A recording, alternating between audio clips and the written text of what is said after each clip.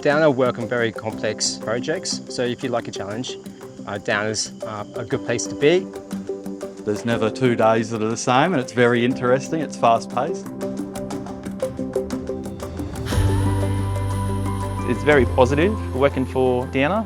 It's got a great culture, great support team from upper management.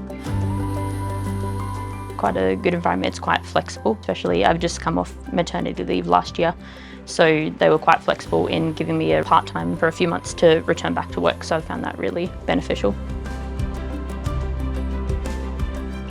Downer's got good opportunities, there's lots of room to improve your work and relationship here. They really nurture personal development within the company. We go through sort of strategies on how to, make the next step in your career. I just don't think you'd look back and, sometimes it's hard to take the plunge, but we all work on big projects and we've got the same goal, so yeah, definitely give it a go.